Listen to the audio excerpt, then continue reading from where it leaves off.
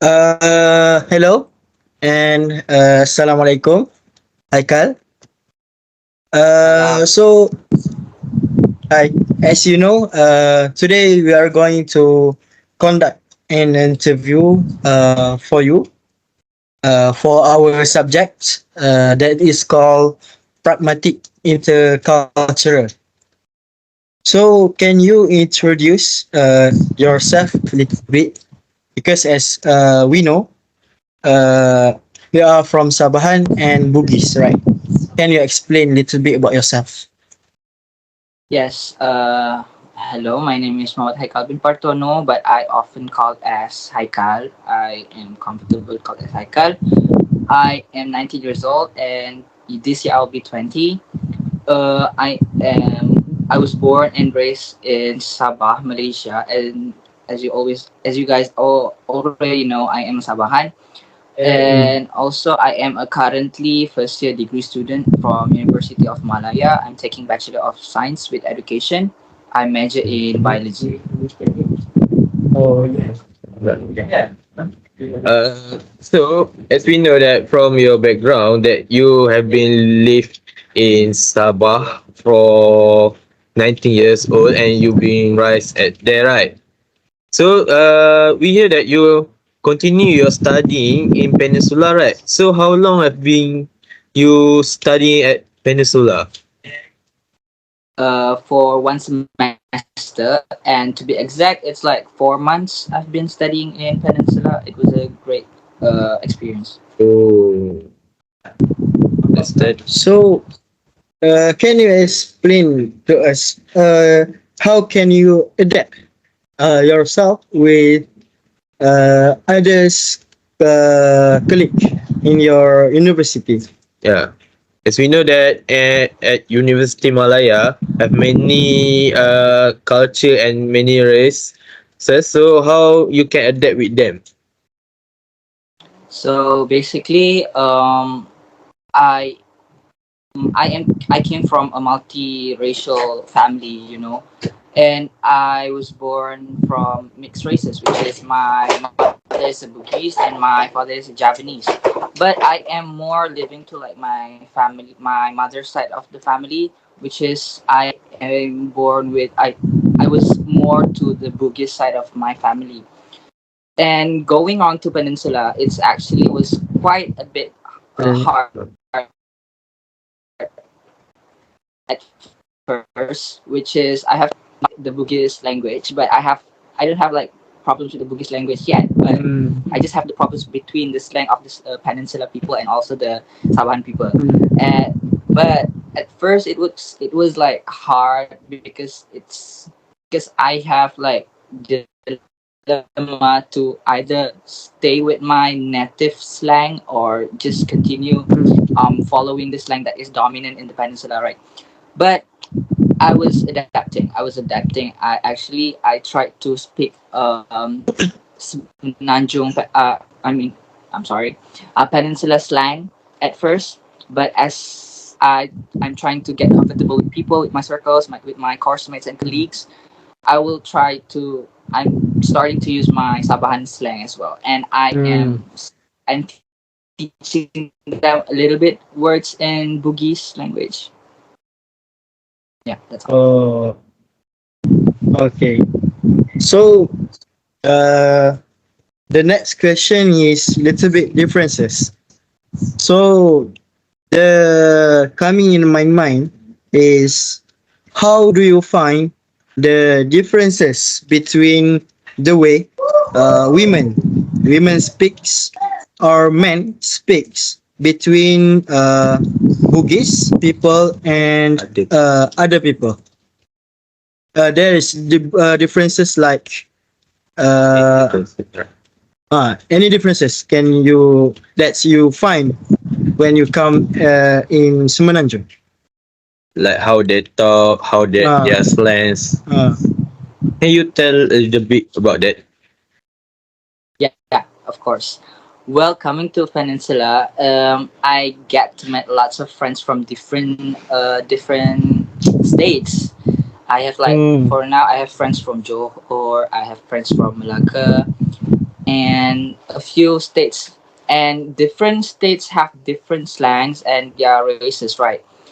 But from what I can say is that uh, from my uh, from my race, which is Bugis, yeah, specifically Bugis and the Malay people, we have like Yes. different language. We have like change out alter the language like literally from one sentence we can like just simplify it into like one word. For example, like in Oh. Bugis we say upojiki, but upojiki in Malay it's actually I like you. It means I Oh. like you. So like one Interesting. sentence can be shortened into like one word. That is how it different in Bugis and also people in Malay. But there are also like different slangs from each state, which is I don't really cover.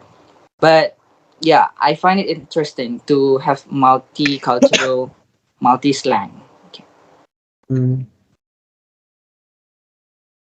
Uh, So that is very interesting because we have a Bugis friend, but when they come to Peninsula, they talk like Kuala Lumpur language, you know. So we don't know that kind of words. Uh, so we are going to the next question. so, basically, when you come to Peninsula and see other culture and other races, maybe there are a few of language and culture barriers that you have been you have been uh Have you, lalu. you have been through? Yes, you have been through. So, can you share any strategies or techniques that you have found that is effective in overcoming the language and cultural barriers during the conflict with the other peoples that you know?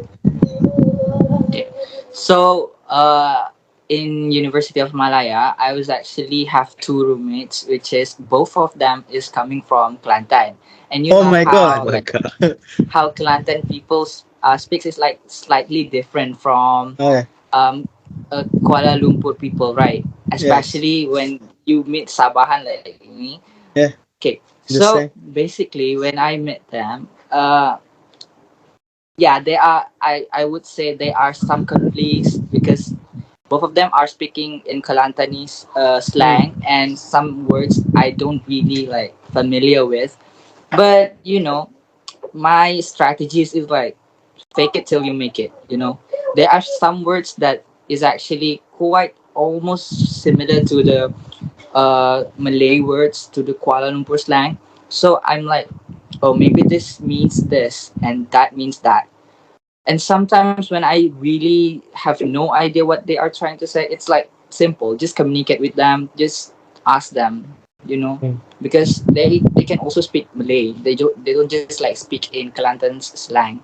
So first is I fake it till I make it, and second is like I just ask them directly what are they trying to say, what word is this word, and I just sometimes when they have like free time, I just ask them to teach me some of the Kelantanese words or slang. Yeah. Mm. Oh. So the strategies that you use is you ask them directly what they are going to trying to say. Yeah. Exactly. That is a good Uh, technique. is that they ask you anything about your language, which is like Sabahan or Bugis language that Sabahan. they ask you? Yeah. Sabahan. Basically, uh, we Sabahan language. It's not language. It's a slang. You know. And Slang about Like, also Bugis. slang. Yeah. About Bugis language, they don't Mm. really find it. I think they don't really interested in Bugis in my races. They just interested in my like Mm. Sabahan as the outside layer of me. They don't really see that me as a Bugis. So, but I do like have like this in the Sabahan organization in University of Malaya. We do Mm. teach people about some of our languages, some of our multiracial languages, and you can find it actually on Instagram. And my Mm. roommates actually watch them. They can learn a bit Oh. of multiracial languages in Sabah. But about Sabah languages, Sabahan slang, they they just like find it interesting for me to talk to them, Oh. and they sometimes they also interact with me with Sabahan slang. Yeah. Right. So, for me, there's what happen nowadays. Like people are interested on Sabahan more than our races. Like for you, that is true. So the question is, okay, how do you adapt your communication style in conflicts situations when you are dealing with individuals from other cultures with different communication norms? Can you answer that question? Yes, of course. Well, first of all, I would like to, whenever I was in like multicultural or multiracial situation or group, I would like to see myself as like in a group work in a group yeah, in a group assignment, for example. Mm, So in that group, in that multiracial or multicultural group, I will like seek for the dominance. What is actually the dominant culture in that? Are they speak in English? Are they speak in Malay? Are they speak in Kuala Lumpur slang or Sabahan slang? So I will first I will find the dominance, and then I will try to like speak just like them for the things for things to just settle down, for things to like um at it at its place so that everyone will get comfortable at first, and then I will go to the influence. Second thing is I'm going to influence them in my own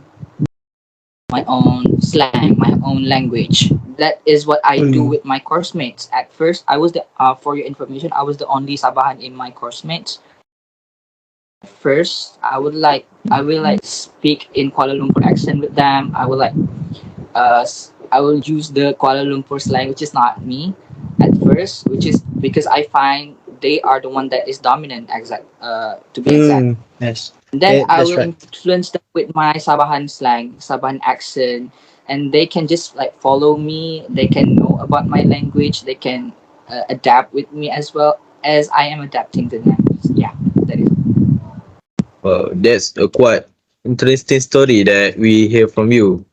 So, moving on to the next question, I want to ask about the direct communication style. So, how do you navigate the balance between the direct and also indirect communication style in cross of culture conflict situation in your life? Well, there actually times where I am having this cultural conflict situations, and the way that I am navigating balance between the direct and indirect communication is, communications, we can use like different styles. We have like different ways of communication. We can visualize, we can draw something to like help people to visualize the message that we are trying to say, and we can also like just use the international language, English, right? That is why we are actually studying English. Yes, right. And That's besides right. in Malaysia, especially multiracial culture in Malaysia, I would say like most people, majority of people, even though they are coming from multiracial family, they can speak Malay. So for direct communication, I would say speak in Malay or English is like the way I navigate balance. And maybe for the indirect communications, I would usually like visualize, or maybe like show them with my body language. That is how I'm navigating balance. I'm not just like as a future educator. I would say that body posture, the body language is one of the things that can actually navigate balance between in the direct communications, especially between people. Hmm. So, question that I want to know, uh, if, for example, if you have a group mate and one people from your group mates uh, don't do his work, don't do his work. So, do you prefer confront him or be quiet or ignore him? So, what you prefer? You want to confront him, or just be quiet? Of course, I will confront him. Yeah, because like in a group situation, in a group work, I will usually uh, I would I like when the group teams or the group work is actually allocated and divided. Hmm. So I will make sure everyone follow their own task, and if they just don't, I will confront them. Or whenever they are like ignoring the confrontation, I'll just like tell the lecturer or something. Yeah. Understand? So you prefer more to confront Yeah. that people. So, as we know, that maybe when we speak, that's maybe a few big difference between how Sabahan's people talk and our other people's talk, right? How the sounds when we speak English. So when you talk with people who speak English as a second language, and how do you deal with the possible of misunderstanding? As we know, like Sabahan people more fluent for me from our research. Sabahan more fluent in speak English for me. So can you answer that How question? you deal with the misunderstanding with when speaking English with others? So, when talking about people who talk English as second language, I would say I would not just like a smaller my scope into like Malaysian specifically, but there are also countries that use English as second language, right? So maybe in that situation where conflicts arise between these people, I think it is important for that one people to have dominate that conversations. I think that is important because we see everything has needs a leader, in every I believe in every communication or every interaction, sometimes there are people who are actually dominating that one conversation, and Hmm. all of that people who actually are dominating and are more fluent in English to actually conduct that so that everyone is actually understanding. But me personally, when I'm talking to a Malaysian that use English as second language, I would like just when there are conflicts, when there are some things that is misunderstanding, I'll just switch to Malay. Okay. Hmm.